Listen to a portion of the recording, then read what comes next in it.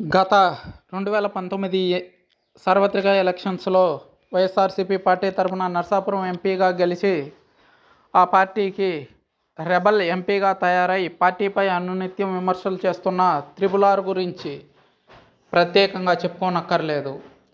అయితే ప్రధాన ప్రతిపక్షమే తానై జగన్మోహన్ రెడ్డిపై పోరాటం చేశారు త్రిపుల్. ఒకానొక సందర్భంలో త్రిపుల్ వెనుక చంద్రబాబు ఉండి నడిపిస్తున్నారు అన్న అనుమానాలు కూడా కలిగాయి. అయితే అలాంటి త్రిపుల్కి చంద్రబాబు ఝలక్. ఈసారి కొత్తవారికి చంద్రబాబు క్యాబినెట్లో చోటిచ్చారు. అందరి అంచనాలకు భిన్నంగా సీనియర్లను పక్కన పెట్టి జూనియర్లకి ఛాన్సులు ఇచ్చారు. మొదటిసారి గెలిచిన 10 మందికి మంత్రి పదవులు దక్కాయి. తొలిసారి అసెంబ్లీలో అడుగుపెట్టిన పవన్ కళ్యాణ్కు ఏకంగా డిప్యూటీ సీఎం పదవి దక్కింది. వివిధ శాఖలు కూడా పవన్కి కేటాయించడం జరిగింది. సమీకరణల్లో భాగంగా చంద్రబాబు చాలామంది సీనియర్లను పక్కన పెట్టారు. కళా వెంకట్రావు, గంటా శ్రీనివాసరావు, బండారు సత్యనారాయణమూర్తి, పరిటాల సునీత, సోమిరెడ్డి చంద్రమోహన్ రెడ్డి, కోట్ల సూర్యప్రకాష్ రెడ్డి తదితరులకి మంత్రి పదవులు దక్కనే లేదు. ఇక వైసీపీ నుంచి టీడీపీలో చేరిన ఆనం రామనారాయణ రెడ్డి, కొలుసు పార్థసారథికి మంత్రి పదవులు దక్కాయి. కానీ వైసీపీలో ఉంటూ రెబల్గా మారి టీడీపీ కూటమికి సహకరించిన రఘురామకృష్ణంరాజుకు మాత్రం మంత్రి పదవి దక్కలేదు. 2019లో నర్సాపురం పార్లమెంటు స్థానం నుంచి వైసీపీ అభ్యర్థిగా పోటీ చేశారు రఘురామకృష్ణంరాజు. ఎంపీగా గెలిచిన ఆయన 6 నెలలకే వైసీపీ నాయకత్వానికి ఎదురెళ్లాల్సి వచ్చింది. తనపై థర్డ్ డిగ్రీ కూడా చేసిన విషయం తెలిసిందే. నిత్యం వైసీపీ ప్రభుత్వ విధానాలపై రచ్చబండ పేరుతో రచ్చరచ్చ చేసేశారు.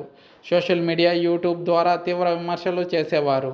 ఈ ఎన్నికల్లో బీజేపీ నుంచి నర్సాపురం ఎంపీ స్థానం నుంచి పోటీ చేయాలని భావించారు. కానీ బీజేపీ హైకమాండ్ ఛాన్స్ ఇవ్వలేదు.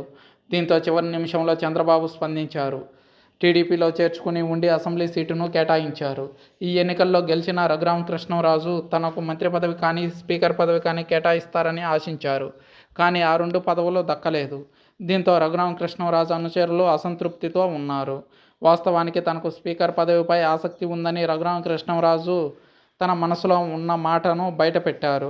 గత 5 సంవత్సరాలుగా జగన్ సర్కార్ రఘురామకృష్ణంరాజును వెంటాడింది. కేసులతో ఉక్కిరిబిక్కిరి చేసిన విషయం తెలిసిందే. ఒకానొక దశలో అరెస్టు చేసి పోలీసులు చేయి చేసుకున్న విషయం కూడా తెలిసిందే. జగన్ అవినీతిపై రఘురామ కోర్టుల్లో కేసులు కూడా వేశారు. తనకు జగన్ నుంచి ఎదురైన అవమానాలను ఎదుర్కోవాలంటే ఆయనతోనే అధ్యక్ష అని పిలిపించుకోవాలని రఘురామ భావించారు. ఇదే విషయాన్ని బయటపెట్టారు. ఇంకోవైపు మంత్రివర్గంలో క్షత్రియులకు స్థానం లేకుండా పోయింది. అది రఘురామరాజు కోసమే ఖాళీ చేశారనే ప్రచారం జరిగింది.